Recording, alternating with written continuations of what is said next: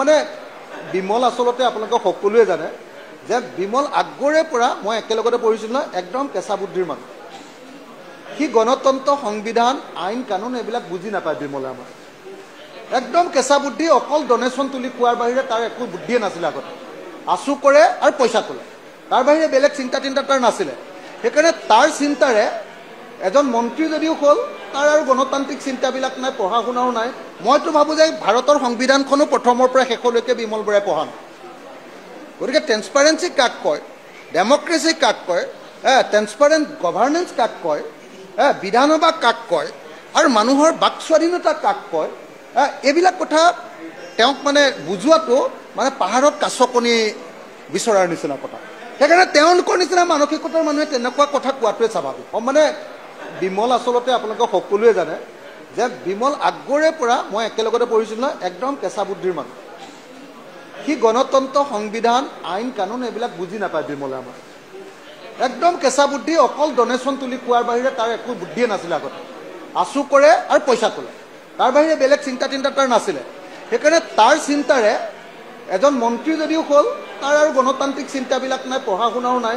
মইতো ভাবোঁ যে ভাৰতৰ সংবিধানখনো প্ৰথমৰ পৰা শেষলৈকে বিমল বৰাই পঢ়া নাই।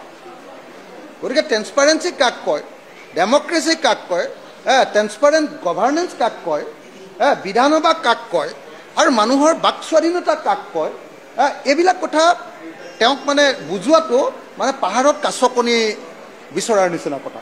সেইকাৰণে তেওঁলোকৰ নিচিনা মানসিকতাৰ মানুহে তেনেকুৱা কথা কোৱাটোৱে স্বাভাৱিক। মানে বিমল আসলতে আপোনালোকে সকলোৱে জানে যে বিমল আগৰে পৰা মই একেলগতে পঢ়িছিলোঁ নহয়, একদম কেঁচা বুদ্ধিৰ মানুহ। সি গণতন্ত্ৰ, সংবিধান, আইন কানুন এইবিলাক বুজি নাপায় বিমলে। আমাৰ একদম কেঁচা বুদ্ধি, অকল ডনেশ্যন তুলি খোৱাৰ বাহিৰে তাৰ একো বুদ্ধিয়ে নাছিলে। আগতে আঁচু কৰে আৰু পইচা তোলে, তাৰ বাহিৰে বেলেগ চিন্তা তাৰ নাছিলে। সেইকাৰণে তাৰ চিন্তাৰে এজন মন্ত্ৰী যদিও হ'ল, তাৰ আৰু গণতান্ত্ৰিক চিন্তাবিলাক নাই, পঢ়া শুনাও নাই। মইতো ভাবোঁ যে ভাৰতৰ সংবিধানখনো প্ৰথমৰ পৰা শেষলৈকে বিমল বৰাই পঢ়া নাই। গতিকে ট্ৰেন্সপাৰেঞ্চি কাক কয়, ডেমক্ৰেচি কাক কয়, ট্ৰেন্সপাৰেণ্ট গভাৰ্নেন্স কাক কয়, বিধানসভা কাক কয়, আৰু মানুহৰ বাক স্বাধীনতা কাক কয়, এইবিলাক কথা তেওঁক মানে বুজোৱাটো মানে পাহাৰত কাছ কণী বিচৰাৰ নিচিনা কথা। সেইকাৰণে তেওঁলোকৰ নিচিনা মানসিকতাৰ মানুহে তেনেকুৱা কথা কোৱাটোৱে স্বাভাৱিক। মানে বিমল আসলতে আপোনালোকে সকলোৱে জানে যে বিমল আগৰে পৰা মই একেলগতে পঢ়িছিলোঁ নহয়, একদম কেঁচা বুদ্ধিৰ মানুহ।